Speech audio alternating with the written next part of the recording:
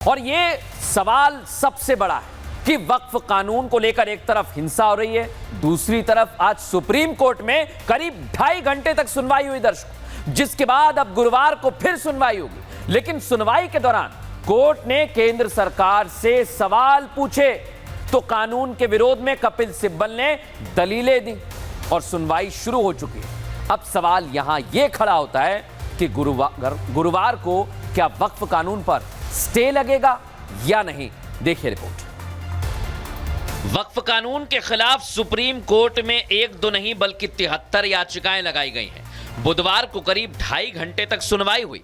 याचिकाओं पर 3 जजों की बेंच सुनवाई कर रही है। कोर्ट के सामने दलीलें दी गई। कानून किस तरह गलत है कपिल सिब्बल की तरफ से कोर्ट के सामने पेश किया गया। सुनवाई के दौरान अनुच्छेद 25, अनुच्छेद 26 के अधिकारों का हनन, 29 और 301 के उल्लंघन का जिक्र हुआ। सुनवाई के दौरान कोर्ट ने केंद्र सरकार से सवाल किया था कि क्या अब मुसलमानों को हिंदू धार्मिक ट्रस्टों में शामिल होने की अनुमति दी जाएगी। वक्फ बाय यूजर को किस आधार पर अमान्य ठहराया जा सकता है। सुप्रीम कोर्ट ने कहा कि फिलहाल वो कोई अंतरिम आदेश पारित नहीं कर रहे हैं, लेकिन मामले की सुनवाई गुरुवार को भी जारी रहेगी। केंद्र सरकार के वक्फ कानून 2025 की संवैधानिकता को चुनौती दी गई। सुप्रीम कोर्ट में बुधवार को लगभग 2 घंटे तक सुनवाई चली है। 100 से ज्यादा याचिकाओं पर यह सुनवाई हुई है और इस याचिका की सुनवाई के दौरान सुप्रीम कोर्ट की तरफ से कई बड़ी बातों का जिक्र किया गया है। साथ ही कोर्ट से यह अपील भी की गई है कि कोर्ट बिना कुछ भी सुने इस कानून पर रोक ना लगाए और यही वजह है कि कोर्ट ने एक बार फिर से गुरुवार दोपहर 2 बजे से सुनवाई के आदेश दिए हैं। कानून के खिलाफ याचिका लगाने वाले याचिकाकर्ताओं का मानना है कि गुरुवार को सुप्रीम कोर्ट कानून पर स्टे लगाएगा।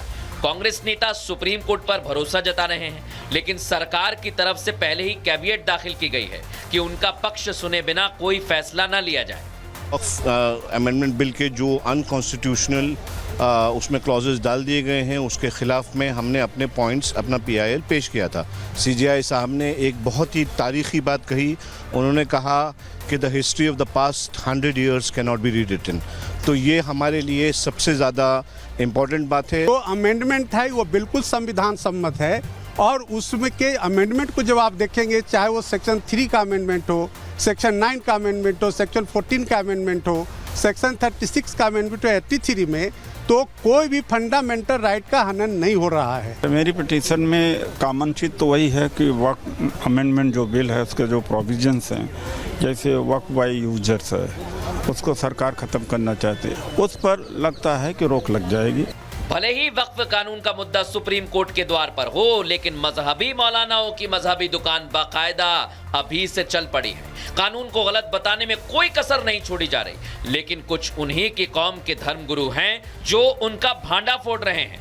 ये माहौल मुसलमान तकसीम करने की कोशिश है और हिंदू समाज के दिलों में मुसलमानों के खिलाफ नफरतें और खौफ पैदा करने के लिए ये तमाम काविशें की जाती हैं। वही लोग जो याचिकाएं डाल रहे हैं, वही लोग मुसलमानों को भड़काकर जो है रोड पे भी ला रहे हैं। बराबर ऐलान कर रहे हैं कि साहब मुसलमानों उठो, उठने का वक्त है, तुम्हारे सर पे तलवार लटकी है और तुम्हारी मस्जिदों के लिए षड्यंत्र किया जा रहा है।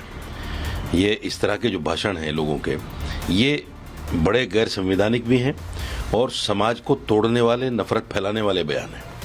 अब देश में सवाल खड़ा ये हो गया है कि वक्फ कानून बड़ा या वक्फ बोर्ड, और मुसलमान किसकी मानेंगे। वो मुस्लिम रहनुमाओं को अपनी सियासत के लिए मुसलमानों को बरगलाने में लगे रहेंगे या फिर कानून को मानेंगे जो उनकी भलाई के लिए लाया गया है।